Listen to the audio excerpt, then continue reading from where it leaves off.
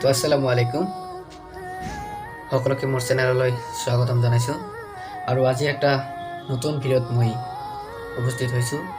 আশা কৰোঁ আপোনালোকে সকলোৱে ভালে আছে। তো আজিৰ ভিডিঅ'টো অলৰেডি থাম্বনেল চাই গম পাইছে যে কিহৰ বিষয়ে মই আলোচনা কৰিম, আৰু আপোনালোকে সেইটোৰ কাৰণে ভিডিঅ'টোত ক্লিক কৰিছে।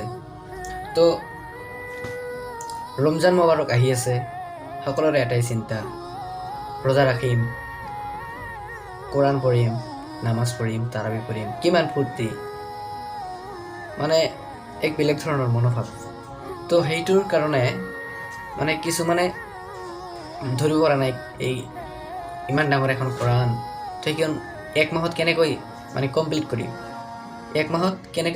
কৰিম, তো সেইটো বিষয়তে মই আজি মানে শ্বৰ্টকাট ট্ৰিক, মানে কেনেকৈ কমপ্লিট কৰিব, একদম চিম্পল মানে মেথডত কমপ্লিট কৰিব পাৰিব। তো কেনেকৈ কৰিব চাওক। তো কোরআন শরীফত এপ্রক্সিমেটলি কিমান পেজ আছে? 600। তো 600ক এক মাহ মানে 30 ডেজৰে ডিভাইড কৰিলে কি হয়?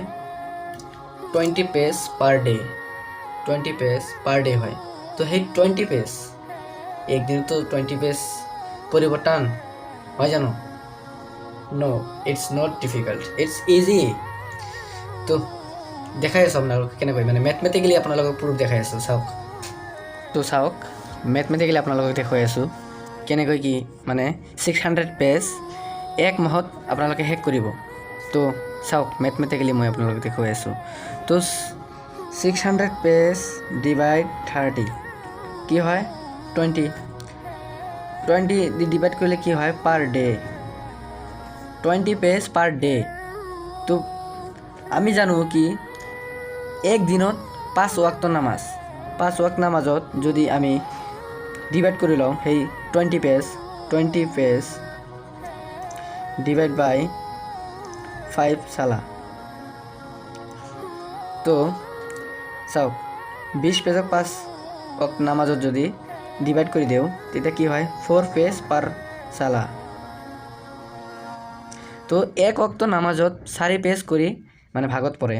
তো চাওক কিমান ইজি হৈ গ'ল। এক মাহত এনেকৈ 600 পেজ তুমি কমপ্লিট কৰিব পাৰিবা। তো এইটোৱে আছিল মানে ৰমজান মাহত কোৰআন খতম দিয়াৰ মানে এক উপায়। তো ফ্ৰেণ্ডসকল, ভিডিঅ'টো ভাল লাগিলে বেলেগক মানে এই বস্তুটোৰ বিষয়ে জানিবলৈ শ্বেয়াৰ কৰি দিব, লাইক কমেণ্ট এইবিলাক কৰিব, যাতে মানে মই উৎসাহ পাওঁ। তো ধন্যবাদ।